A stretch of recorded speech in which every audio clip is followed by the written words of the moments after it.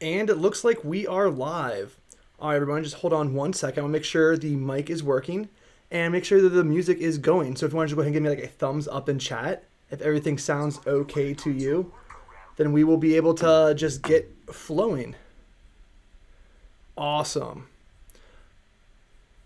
Very cool. Okay, so what I want to do today is I want to start talking about what happened on my last session, because it was a sort of a big check mark, right? The players made a huge accomplishment, and so I need to figure out what's going to go on in the future.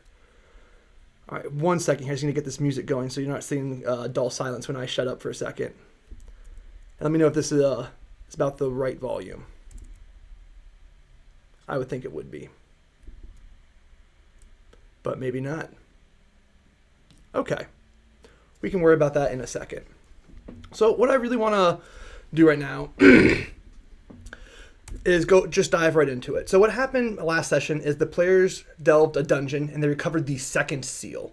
The dungeon was one I got from the adventure The Ghost of Dragonspire Peak. It was the D&D Next playtest adventure, and it might be my favorite dungeon that I've ever run. It's full of really cool puzzles, interesting NPCs, and there's a couple of different factions in the way that I played it. So it all sort of led to a really, really great experience. We ran it over 2 sessions, and I think the highlight was when they first got into the dungeon, they found some glowing gems on the wall. And one half the players touched one side of the gems, and the other part of the players touched the second part of the gems. So they got transported to 2 different sections of the dungeon. One group got transported to a Medusa's lair and had to try to survive, while the other group navigated the dungeon and tried to rescue them. Really cool. But at the end of it, they recovered something called the Seal of Apathy. Now, this is the second of 3 seals that they know about. They understand that there is this cult called the Black Dawn, who want to weaken the boundary between life and death. And they know that there are these 3 big seals, and that somehow this cult is after them to try to use it. So the first seal they know was stolen from Solsky, who is an NPC that they have not met yet. One second, I'm going to show you guys an index card, a picture of him. Ooh. Cool. Da-da-da-dum. Maybe I don't have his picture. Tragic. Now I do.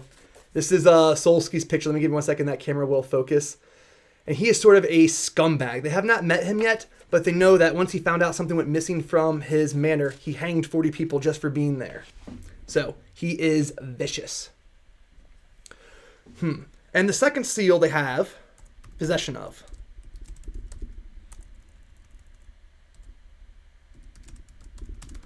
They recovered. This is important because they stopped this operation halfway through. The adventure started with them witnessing the hanging of a wizard. And they later found out that wizard was a member of this cult, and he was after these seals. And so they figured out, the rest of this cult is going to be at this mine. They're going to be digging through these ruins to try to get the second seal. They managed to get there in time and stop them. And in the process, they also rescued... Try to pull out his card so you guys can get a picture of him. Oh no! I need to think of a better way of doing this. They also rescued this NPC called Asaran. He was important because they found his baby mama pleading with them to stop this guy because he got mixed up in some trouble. He is not a cultist. He is just some hired labor. And so they've rescued him while recovering this second seal.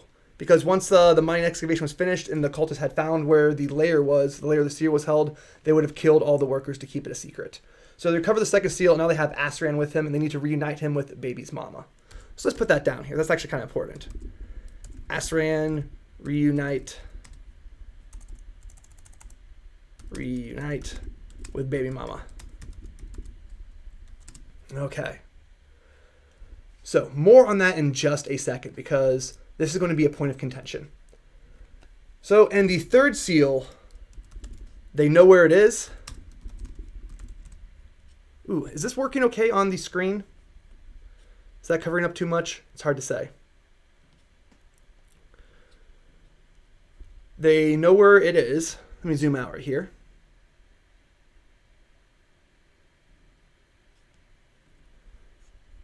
They know where It is maybe. Their very first mission was to recover this first seal.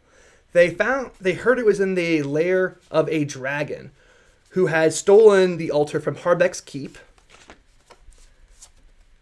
Had stolen the altar with the seal on it from this keep in order to get their egg back.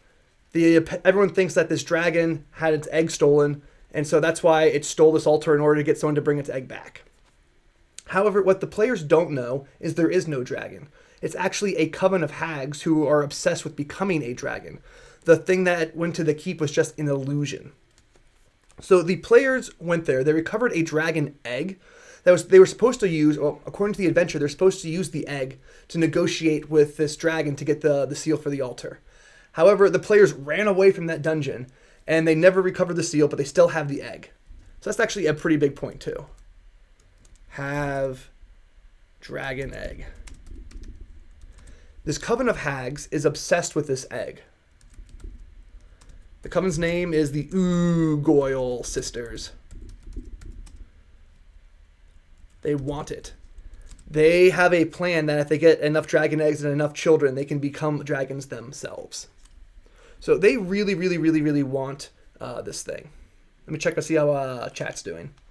Awesome. Thanks for telling me that it's perfect.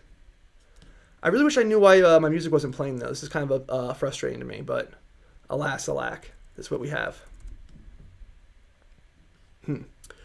Okay. So those are some major plot points that we have. If we were going through if we're looking at this from like a dungeon world point of view, these would probably be the three major fronts. Oh, and there is a fourth front.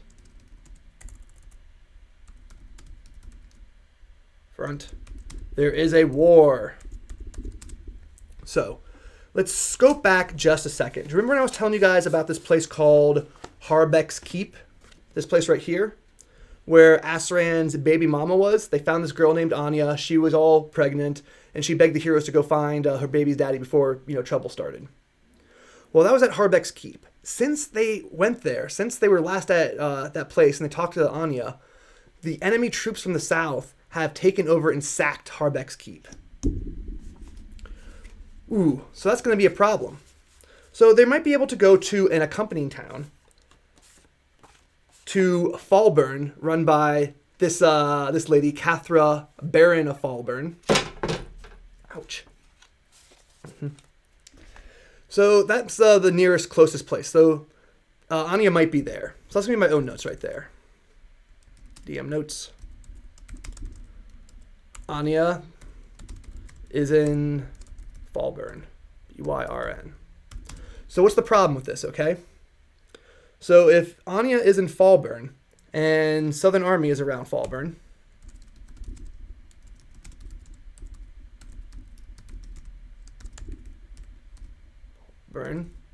we know that it's harvest season right now.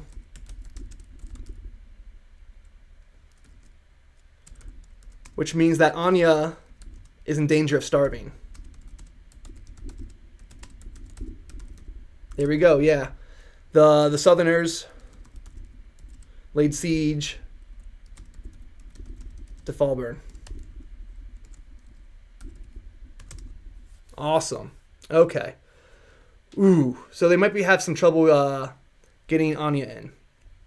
So the other kind of important thing about Harbeck's Keep. So this is old man Harbeck, right? His son is going to be the central figure of this campaign. His son is this guy named Sir Gladriel. Now, the players haven't interacted with Sir Gladriel much in this campaign, but if you've watched my Fire and Ice video, it's the video on the high-level one-shot, Sir Gladriel is sort of the star of that. Well, not really the star, he sort of sets things off. The players go on this mission to defeat this evil dragon who's sort of ruling the lands that the current campaign is set in. And so while the heroes defeat the dragon, Sir Gladriel sort of leads the army in a huge rebellion against the dragon's evil forces. So he's sort of a folk hero. He was known that 20 years ago, while he was still a young knight, he sort of saved the realm while these mercenaries killed the actual tyrant. So what's going to end up happening, but if you watch the video, something that's important, okay?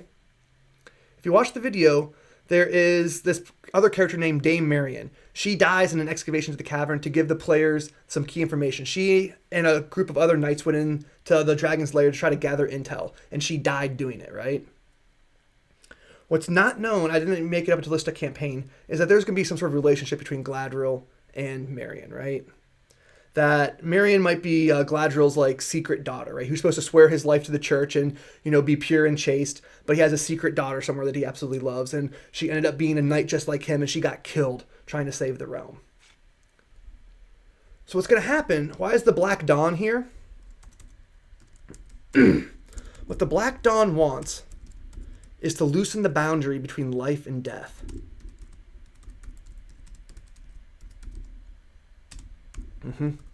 They're going to conduct a ritual, and they need these 3 seals to do it.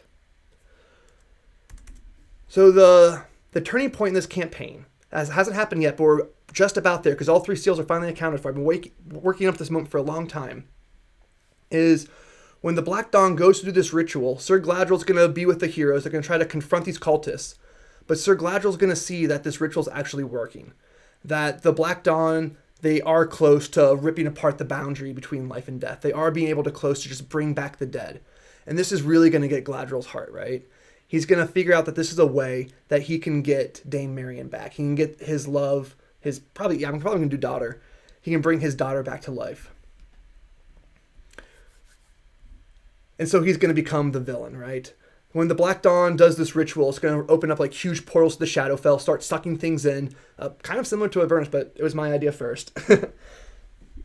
And so all sorts of havoc's going to get let loose across the land. But Galadriel's going to keep wanting to do this. He's going to be obsessed with this mission that, you know what, he can bring back his loved ones. And sort of his tragic flaw is going to be thinking that, wait a second, I saved all these people to begin with, right? If it weren't for me, they would still all be living under the reign of the dragon, right?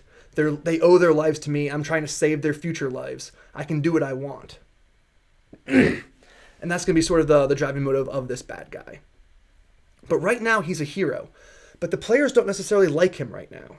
They've had one interaction with him, and it's just like, okay, go do this mission. Whew. So what I need to do is get a save the kitten moment. What I need is for the heroes to see that Galadriel's a great guy. They've heard stories of, he's supposed to be this hero, but it's not the same thing, right? Good writing rules, you want to show, not tell. So I want to give the heroes a moment where they can see that Galadriel's doing something good. And this came to me. And it's really exciting, so I wanted to share it. This is why I'm kind of happy about doing this. My idea is to link these 2 things together, right? That we need Anya to be safe. To be saved. Right? Because the players have Asrian.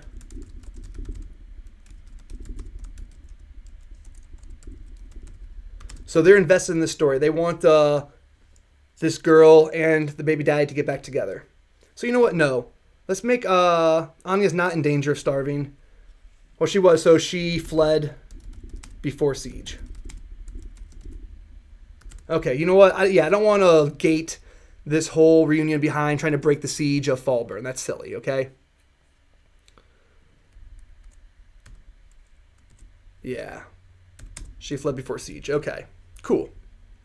So Anya's going to be in some small village behind Fallburn. Anya is in another village that the players are going to have to cross.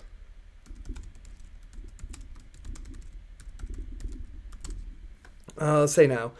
Asrian can tell them where this village is. After Harbek's Keep was sacked, Anya probably would have tried to fly away. You know what? She was saved by Sir Galadriel, wasn't she? There we go. She was saved from Harbek's Keep by Galadriel. That's not how you spell his name, but that's okay. There we go. So that's one instance of him doing something good. But it's not, again, the same thing as actually showing them in action. So what's going to happen is the Southerners, As the players leave the mine, their current site, and try to go off to rendezvous with Anya, right? When they get to that village, they're going to find out that Southern troops are already there and burning it. They are sacking the village.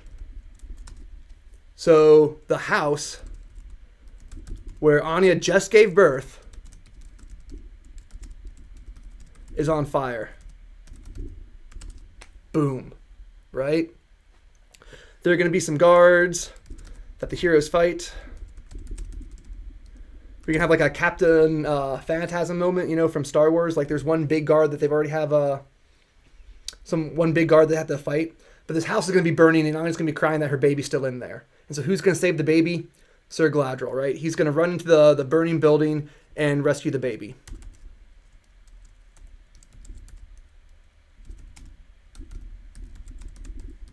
Awesome. So that's one solid encounter right there. What's up, RPG channel? Okay. Cool. So there we go. That's our save the kitten moment. The players are going to be engaged in a fight. There's going to be something tragic happening. That's something that needs rescue. They can't get to right then. And this guy that they've heard of is being a good guy. They've heard that he's a hero. He's going to do something heroic right in front of them. He's going to do something selfless, put himself in danger just in order to help somebody else out. And I think that's going to do a lot to sort of to endear him to the players, so that later on when he falls during the big shift, the big turning point in this campaign is a little tragic. This guy that they like, this guy that they know is heroic, is sort of going and becoming evil. And I think that's going to make for a really interesting and compelling villain. Cool. So that is our first big encounter right there. Counter Burning Village. All right. Cool. So you know what we're also going to put in this village? We put one little thing in there, right? There's also a statue of Gladriel. Or no, a broken statue of Bellatrix in the village. Like after this dragon, who was the ruler, 20 years ago, after her death, the villagers like toppled the statue, right? A la Saddam Hussein. Okay, and so after Gladriel leaves, they can walk around the village and they can see the statue and they can get some deeper context. Again, like this guy is really supposed to be a big deal. Okay, so the first big encounter, burning the village. Well, they're all 5th level, right? So I want to make this kind of hard. So this is going to be a raiding party of some sort. Okay, so what would be a fun thing to do? Okay, so there's fire. That's spreading. So that's going to be some shifting terrain. Right? The house with the baby is going to be far across the map. There's no way they can get there in time. They have to fight their way across the town square. And all the while, things are collapsing and moving. Okay, fire spreading, shifting terrain, collapsing buildings. That's okay. This is just for me. It doesn't have to be spelled close at all. Yeah, never mind. That's really annoying. Okay. So what else is going to make this encounter cool? I want to have a mounted knight, right? No, I can't do that. I just did that like 2 encounters ago. At the entrance to the dungeon, there were a whole bunch of cultists and guards, and they were on giant badgers. So what else can I do to make just a standing army cool?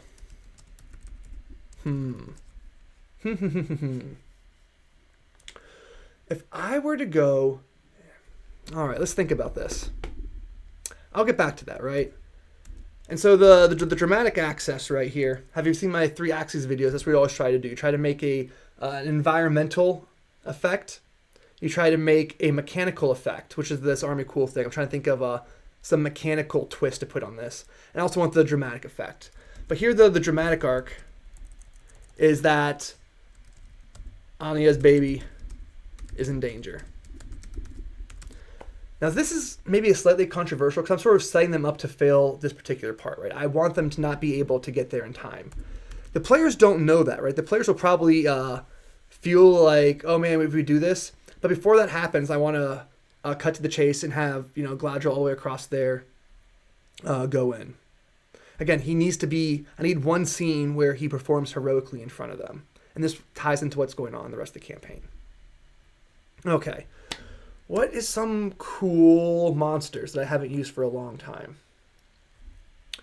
Yeah, you know what? Oh, I have an idea. Okay. I was just on a podcast not too long ago. I'll put the link in this video description, Critical Academy. And what we were talking about was, we talked about a whole bunch of things, but he brought up one of his own homebrew monsters, which is sort of like a Boule mixed with a Bulbasaur.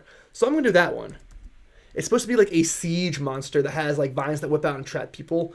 And the fact that in its flavor text, it's supposed to be like bred for war and to destroy things. So bringing one of these things to destroy a village makes a lot of sense. So Critical Academy, Bulbasaur. I don't know how to spell Bulbasaur. Bulbasaur slash. I don't know how to spell Boule either. Oh my gosh, this is sad. Sorry, everybody. Okay. So that can be the first big encounter right there.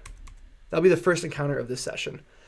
They're probably going to do a little prelude, right? I imagine that they're going to do some talking to their NPC friend. They're going to probably... they probably want to know what Astrid knows about the cult because he was working for them. But he's going to say he doesn't really know much. But he does know why the manor was destroyed. The manor was destroyed, and that's why they were hired to be miners, because that family were also necromancers, and Valatrix thought that was a challenge to her power. So way back when, 20 years ago, she came in there and destroyed the manor. So again, he's going to serve as a sort of an exposition NPC, giving a little bit more background to why Galadriel's so revered. Okay, cool. He's going to tell about how Corin's hold was destroyed by Valatrix. The Corin family were necromancers. And that's why they have this seal again in the bottom of their dungeon. Because they're trying to... Yeah, they were sort of the predecessors to the current Black Dawn cult. Okay. Cool. So I need a second encounter here.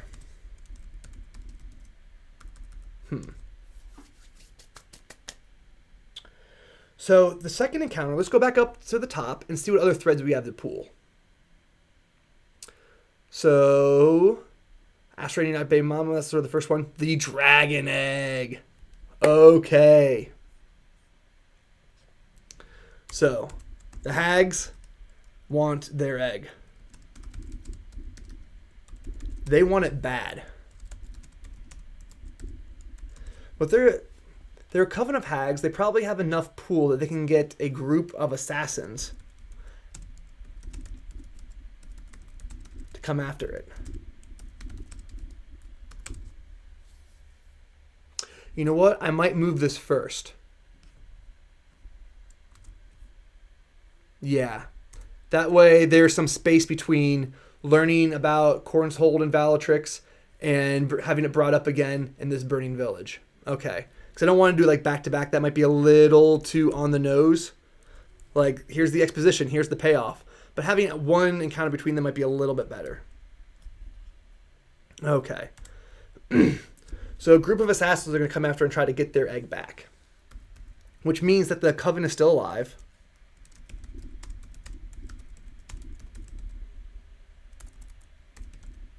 Which means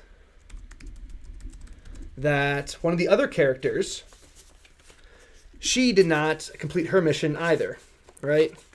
So this girl is named Dame Eerie. When the players failed their mission to recover the first seal in the very start of the campaign, Sir Galadriel sent her off to try to finish the job.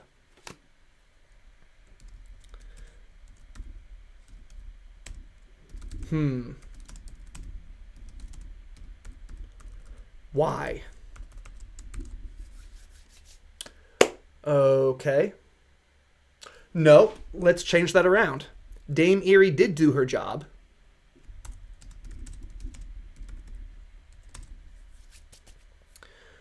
She recovered the seal, maybe? No, I want the cult to have the seal. Why? Because then the cult has 2 and the players have 1. And it puts them sort of at a disadvantage. Okay. Let's think about this for a second.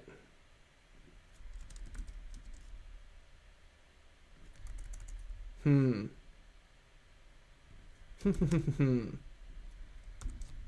All right.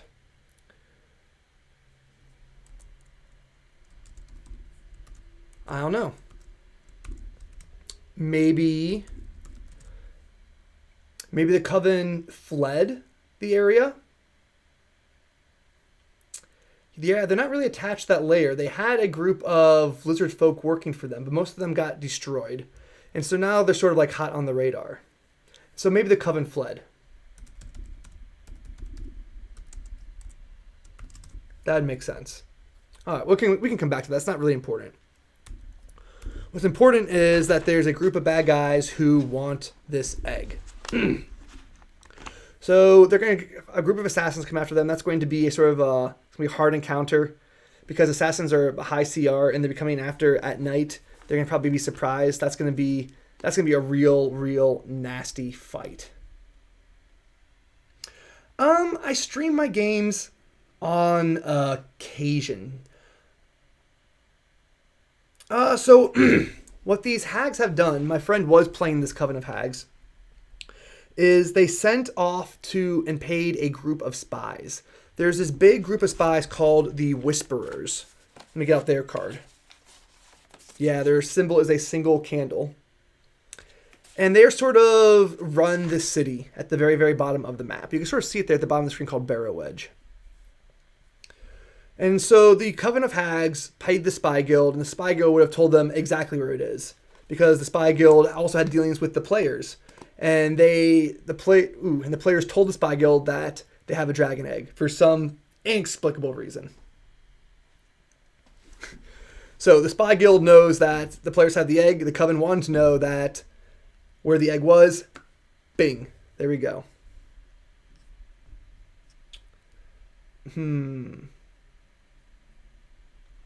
Okay. So what we need to figure out is what happened to this third seal, though. Or to the first seal. Right? It was with the Coven of Hags.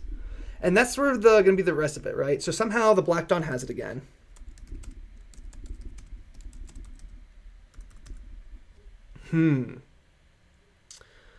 Oh, man. I'm sort of stuck for ideas here. I don't really know. Okay.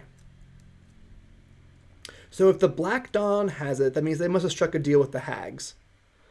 So the Black Dawn hired the rival party? No, because then that makes the rival party look evil, right? Maybe Gladriel hired the rival party to track down... Nope. Oh, shucks, folks. I'm sort of running out of ideas here. Okay. So you know what? I'm just going to leave that for right now. That is sort of a big deal. What happened to this first seal? I'm going to have to figure that out. Let's put this right here. So let's going to have a fun encounter between here and there, too. So after they get attacked by these assassins, they're going to figure out, okay, something's got to be done about this. And so they're going to want to figure out about that egg. But I'm going to leave that for now. After this encounter, after they see Ashran and Anya reunited, something else needs to happen to sort of push them in the right direction. So Gladriel will tell them, you know, we can start the big half, that they need to find the cultist bastes. Okay. Yep. And then so Gladriel will accompany them.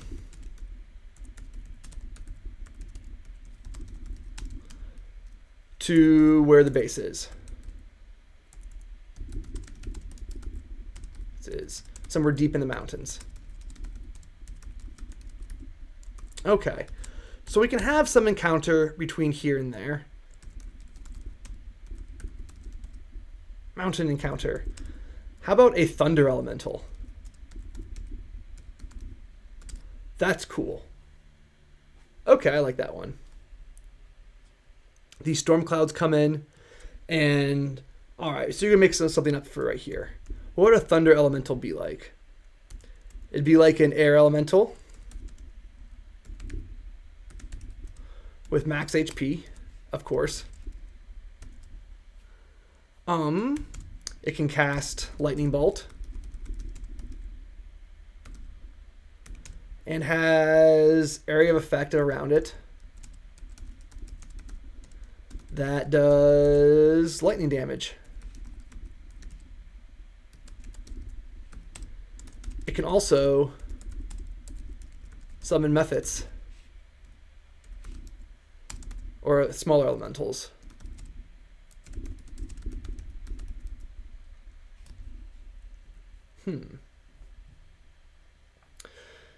Does Gladriel know where the base is at? Yeah, he's going to know where it is because he has been doing research on this cult too, right? While the players went to get the spy information, he recognized that this is a big threat, and so he's been talking to his other priestly contacts. Sir Gladriel is a member of the White Church, right here, and they are a very powerful organization in this part of the world. So he would have been able to figure out where their base is through probably one of them using some sort of divination magic. Once they figured out what the cultist plan was and had like pieces of the cultist robes and iconography to give him, he went off and did his mission while they recovered the second seal. Thunder Wave. Yeah, you know what? Screw lightning damage. That's a much better idea. You know why? Because it's going to move the players around, and it's going to be on like a mountaintop, so they're going to fall to their death, and that's going to be sick. Much, much better idea. Awesome. Thank you.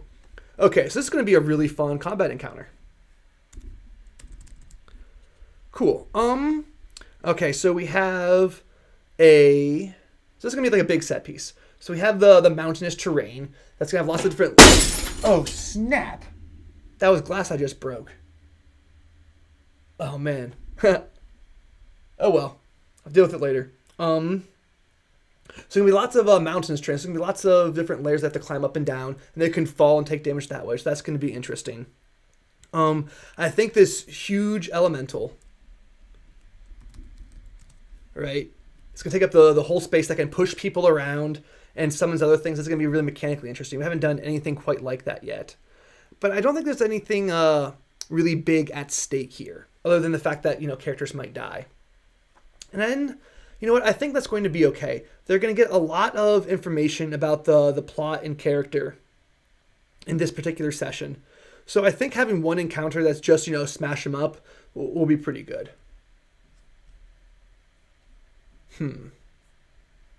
Okay. So I still need to really figure out this part right here, right? Somehow the cult got the first seal back from the Coven of Hags. And the Coven of Hags still wants their dragon egg. Oh, man. So you know what? The other thing I want to throw in here maybe is I want to use my rival party, right? They've been sort of in the background this whole time, and I want to have one thing that gets up to them. So maybe the rival party can confront the party about the dragon egg.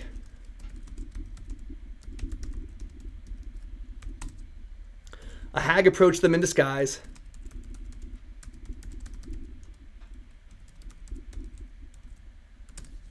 So there's a coven of hags, right? So one of the sisters, Auntie Cankerwallow, knows that just now found out that the egg is missing. One of the other sisters was trying to keep that secret from her, right? So Auntie Cankerwallow sent the assassins, right? Dun dun dun dun. Cankerwallow.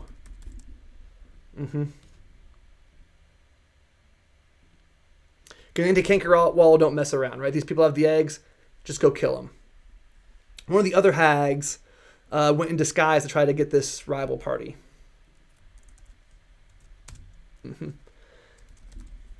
They just think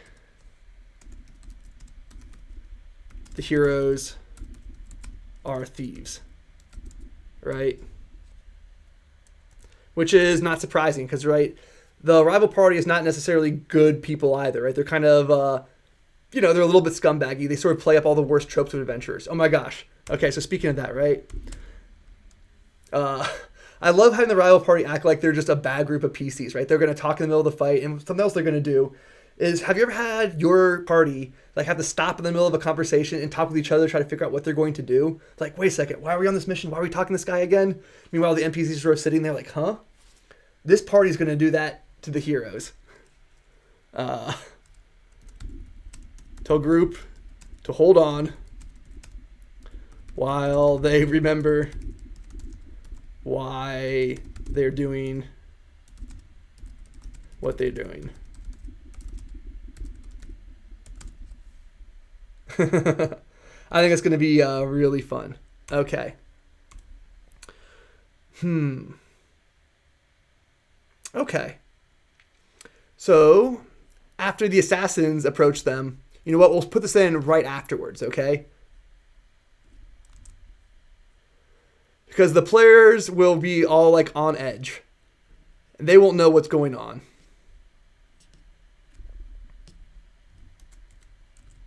And this other group will show up and they're like, wait a second, we're not trying to kill you, we're just trying to get this thing back. And that will be a good standoff, I think. I think that'll be a fun, interesting roleplay scene. Yes, that'll be kind of ironic, I think, right? After one group of people tries to steal their egg, one people just tries to take it back, but just by talking. But they're kind of dicks. If Gladriel dies, protecting him a major component? I don't think he's going to die. He's like a 15th level paladin, right? And he has... So, Dame Marion died like 20 years ago. He's been hiring a priest from the White Church to come by to her corpse every 10 days and cast gentle repose on her, keeping her alive and preserved in ice this whole time. When Valatrix originally killed her, he froze her like as a trophy underneath the ice in her lair.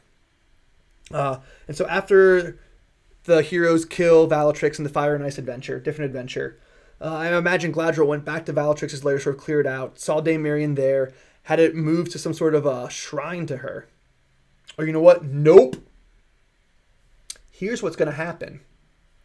The cult lair is in Valatrix's old lair. Why? Because it's magically powerful.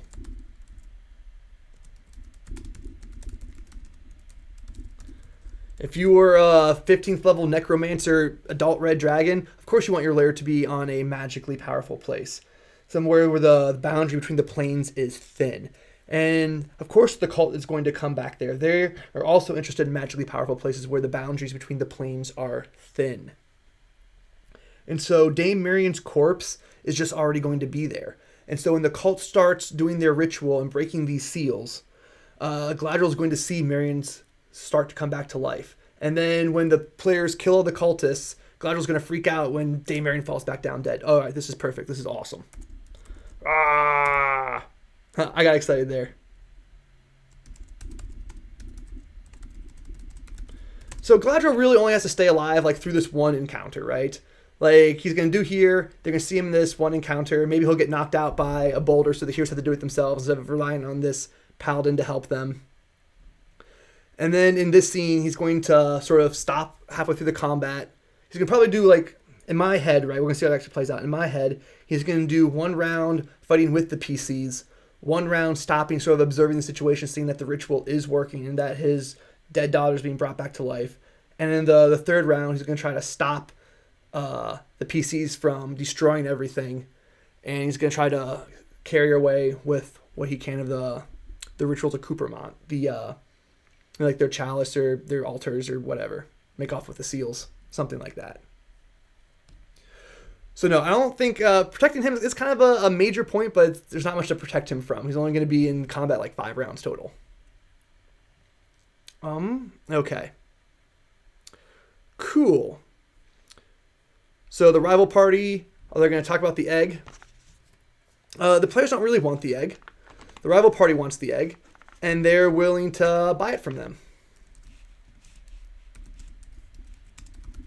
for cheap.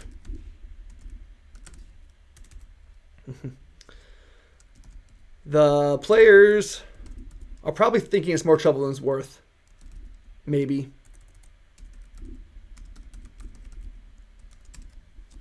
I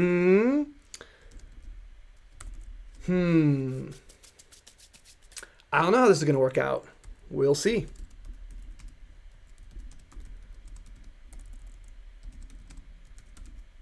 Yeah, I don't need to write that down. Cool. I think that'll be fun. I have no idea how that encounter is going to turn out, but I'm pretty confident that it's not going to end up with them slaughtering the rival party. Like, that is a pretty good thing.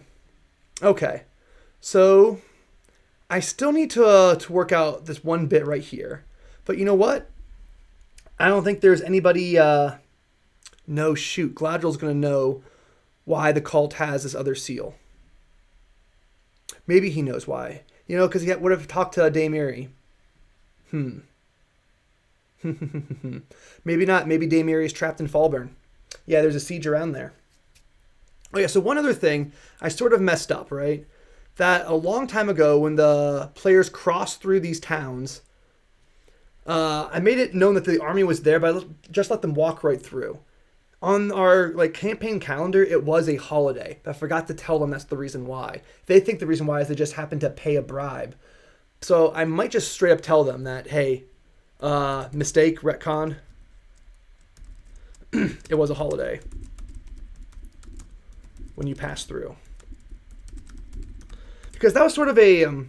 honestly, that's sort of a weak point, right? Like, this whole time I've been playing up that, oh, there's this army coming. If you get caught by them, there could be trouble. You don't want to be caught in between them. And then when they finally ran into both of the armies, it was just sort of like okay, just walk right through. Because I really wanted to get them to this next dungeon, but it was sort of anticlimactic. So I think I can put this in there, sort of like explain that why no one was so aggressive. Oh, they were celebrating the start of the harvest season.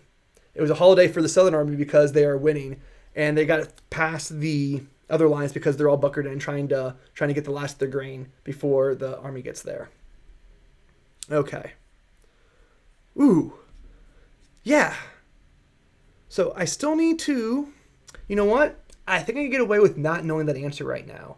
I think it's such a minor plot point, I can just say you don't know and figure out a real answer later. Yeah, that makes sense. All right, so this was the stream. I hope you guys enjoyed it. Please check out the playtest for the second... I have the survey for the second playtest packet in the video description. I love getting that feedback. It's really, really important to make Baldur's Gate a successful book. And so if you could fill that out, that'd be great. And if you have any thoughts about this adventure, if you have any questions about my sort of campaign setting, be sure to let me know in the comments below.